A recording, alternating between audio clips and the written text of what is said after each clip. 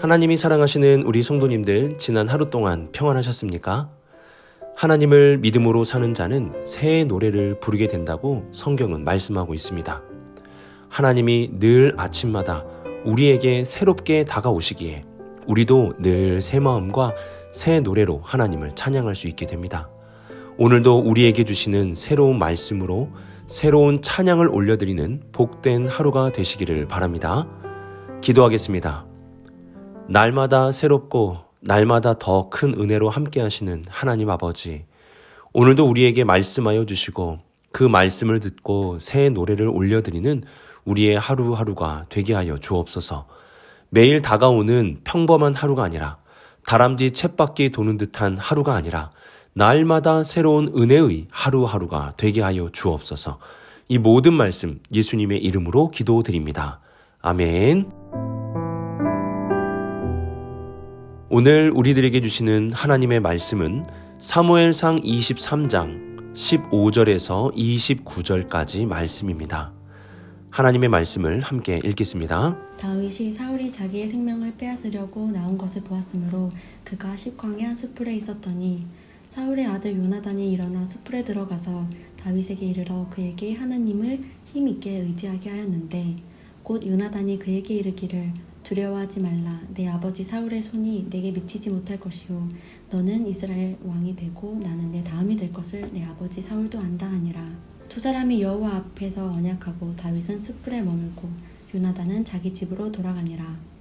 그때 10 사람들이 기브아에 이르러 사울에게 나아와 이르되 다윗이 우리와 함께 광야 남쪽 하길라산 수풀 요새에 숨지 아니하였나이까. 그러온즉 왕은 내려오시기를 원하시는 대로 내려오소서. 그를 왕의 손에 넘길 것이 우리의 의무니이다 하니, 사울이 이르되 너희가 나를 긍휼히 여겼으니 여호와께 복받기를 원하노라. 어떤 사람이 네게 말하기를 그는 심히 지혜롭게 행동한다 하나니, 너희는 가서 더 자세히 살펴서 그가 어디에 숨었으며 누가 거기서 그를 보았는지 알아보고 그가 숨어있는 모든 곳을 정탐하고 실상을 내게 보고하라. 내가 너희와 함께 가리니 그가 이 땅에 있으면 유다 몇천 명 중에서라도 그를 찾아내리라 하더라. 그들이 일어나 사울보다 먼저 시브로 가니라. 다윗과 그의 사람들이 광야 남쪽 마온 광야 아라바다에 있더니 사울과 그의 사람들이 찾으러 온 것을 어떤 사람이 다윗에게 아뢰매, 이에 다윗이 바위로 내려가 마온 황무지에 있더니 사울이 듣고 마온 황무지로 다윗을 따라가서는 사울이 산 이쪽으로 가매 다윗과 그의 사람들은 산 저쪽으로 가며 다윗이 사울을 두려워하여 급히 피하려 하였으니 이는 사울과 그의 사람들이 다윗과 그의 사람들을 에워싸고 잡으려 함이었더라. 전령이 사울에게 와서 이르되 급히 오소서. 블레셋 사람들이 땅을 침노하나이다. 이에 사울이 다윗 뒤쪽 길을 그치고 돌아와 블레셋 사람들을 치러 갔으므로 그곳을 셀라 하마느 곳이라 칭하니라. 다윗이 거기서 올라가서 엔게디 요새에 머무니라. 아멘.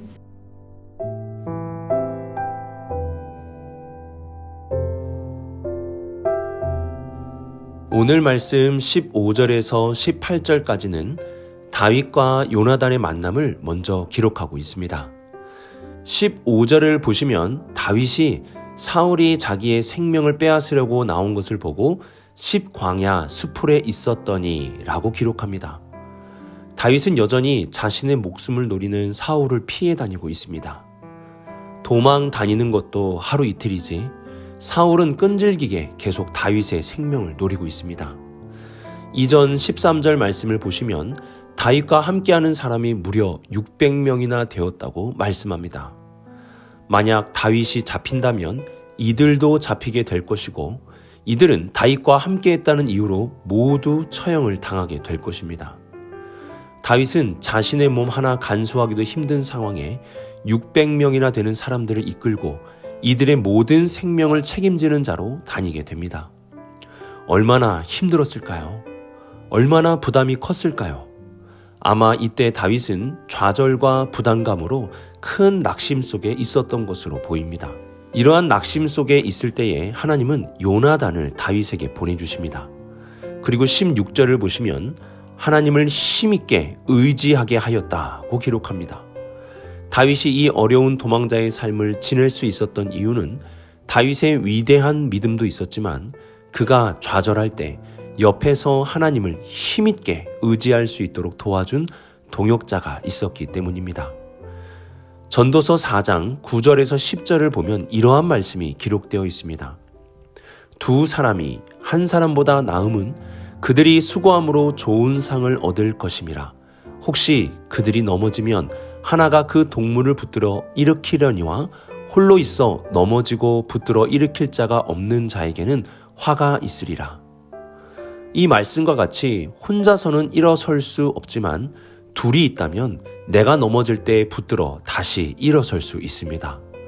내 주변에 나를 믿음으로 일으킬 수 있는 동역자들을 귀하게 여기시고 우리도 누군가의 요나단과 같은 동역자가 될 수 있기를 바랍니다.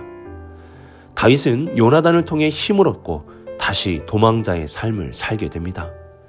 다윗의 주변에는 이러한 도움을 주는 자만 있었던 것은 아닙니다. 19절을 보면 그때에 라는 말로 시작합니다.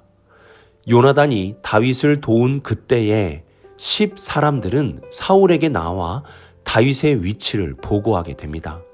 그리고 20절을 보면 그를 왕의 손에 넘길 것이 우리의 의문이다 라고까지 말하며 다윗을 반드시 사울에게 넘기겠다고 말합니다. 우리 주변에는 요나단과 같은 동역자도 있고 10사람과 같이 나를 해하려고 하는 사람들도 있습니다. 그러나 하나님이 함께 하시는 사람은 동역하는 한 사람을 통해서 다시 일어설 수 있고 승리할 수 있습니다. 전도서 4장 12절을 보면 한 사람이면 패하겠거니와 두 사람이면 맞설 수 있나니 세 겹줄은 쉽게 끊어지지 아니하느니라 라고 말씀합니다. 같은 마음으로 나아가는 동역자 한 사람만 있다면 맞설 수 있고 세 사람이 있다면 끊어지지 않고 나아갈 수 있게 될 것입니다. 이러한 믿음의 동역자들이 많이 일어나는 우리 비산동 교회가 될 수 있기를 바랍니다.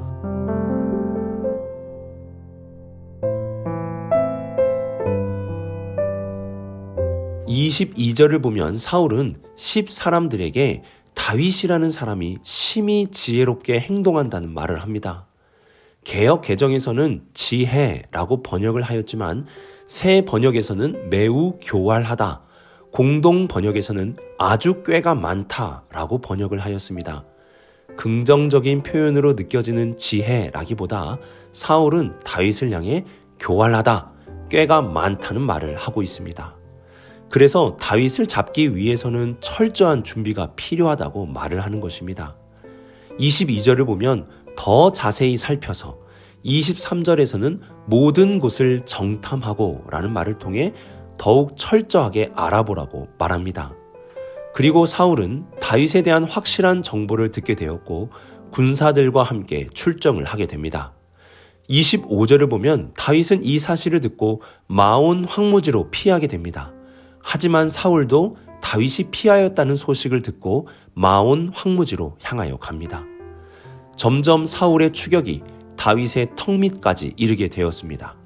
26절을 보면 사울이 이쪽으로 가면 다윗이 저쪽으로 갔다고 말씀합니다. 다윗의 위급함에 대해서는 26절에서 급히 피하려 하였다라고까지 말씀하고 있습니다. 그리고 사울은 다윗을 확실하게 잡기 위해 많은 사람을 동원하여 애워싸는 전략을 세웠습니다. 이제 다윗은 사울의 포위망을 벗어나기 어렵게 되었습니다. 그런데 그때 블레셋이 이스라엘을 침략하게 됩니다. 이 소식을 들은 사울은 블레셋 사람과의 전쟁을 위해 다윗을 놓고 돌아가게 되었습니다. 위기의 순간에 블레셋이 쳐들어온 것입니다. 그래서 사울과 다윗이 다시 떨어지게 되었습니다. 그래서 이곳의 이름을 셀라 하마느곳이라고 짓게 되었습니다. 여러분의 성경책을 보시면 셀라 하마느곳에 번호가 붙어 있는데요. 그 의미가 분리하는 바위라는 뜻입니다. 이 이름을 통해서도 알 수 있듯이 하나님께서는 사울과 다윗을 분리해 주셨습니다. 하나님은 블레셋을 일으키셔서 사울로부터 다윗을 분리하고 구원해 주셨습니다. 다윗은 사울에게 거의 포위되었지만 하나님께서는 다윗을 그 가운데에서도 구출해 주셨습니다. 하늘이 무너져도 솟아날 구멍은 있다는 옛말과 같이 우리에게는 하나님이라는 솟아날 구멍이 있습니다. 사방이 원수로 둘러싸여 있지만 하나님은 그 가운데에서도 다윗을 구원해 주셨습니다. 다윗을 구원하신 하나님이 우리와도 함께 하십니다. 원수로 둘러싸인 상황 속에서도 우리의 마지막 피난처가 되시는 하나님을 의지하며 살아갈 수 있기를 바랍니다.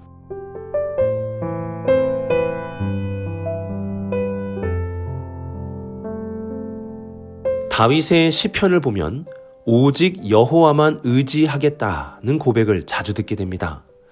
다윗이 이러한 고백을 할 수 있었던 것은 어떠한 신학적 깨달음이나 배움 때문만이 아니었습니다. 다윗은 이를 실제로 경험하였습니다. 600명의 사람들을 데리고 사울 왕을 피해 다닙니다. 사울에게 잡히는 것은 거의 시간 문제였습니다. 다윗은 광야에 있었고 다윗에게 군사적 힘으로 도울 수 있는 사람은 아무도 없었습니다. 그러나 시편 40편을 보면 다윗의 이러한 고백이 기록되어 있습니다. 내가 여호와를 기다리고 기다렸더니 귀를 기울이사 나의 부르짖음을 들으셨도다. 나를 기가 막힐 웅덩이와 수렁에서 끌어올리시고 내 발을 반석 위에 두사 내 걸음을 견고하게 하셨도다. 다윗은 하나님을 기다리고 기다렸습니다. 이때 다윗의 심정이 얼마나 절박했을까요? 그러나 하나님을 기다리고 기다렸더니 하나님은 다윗을 실망시키지 않으셨습니다. 하나님은 다윗을 그 기가 막힌 웅덩이에서 건져주셨고 다윗의 발을 가장 안전한 반석 위에 둘 수 있도록 해주셨습니다. 우리도 어려움의 순간에 다윗과 같이 하나님을 기다리고 기다립시다. 기가 막힐 웅덩이에서 빠져 있을 때도 하나님을 기다리고 기다릴 수 있기를 바랍니다. 우리에게는 하늘이 무너져도 솟아날 수 있는 바로 하나님이 계십니다. 오늘의 말씀을 묵상하며 요나단과 같은 귀한 동역자들이 더욱 많아질 수 있기를 바랍니다. 한 사람만 함께해도 이길 수 있고 세 사람이 힘을 합하면 끊어지지 않습니다. 그리고 하나님은 사방의 원수가 둘러싸인 상황 속에서도 우리를 구원해 주시는 분이십니다. 사망의 권세가 우리를 짓눌러도 그 가운데에서도 부활의 생명으로 우리를 건져주시는 하나님, 오늘도 그 하나님을 기다리고 기다립시다. 그러면 하나님께서 우리를 반석 위에 우리의 삶을 견고하게 인도해 주실 것입니다. 기도하겠습니다. 사랑이 많으신 하나님 아버지, 오늘도 하나님을 의지합니다. 하나님을 더욱 기다리고 기다리겠사오니 우리를 건져주시고 우리에게 날마다 살아갈 수 있는 새 힘을 더하여 주옵소서. 특별히 우리 비산동교회 안에서 동역자들을 많이 불러주셔서 함께 동역할 수 있는 우리의 신앙생활이 되게 하여 주옵소서. 이 모든 말씀 예수님의 이름으로 기도드립니다. 아멘.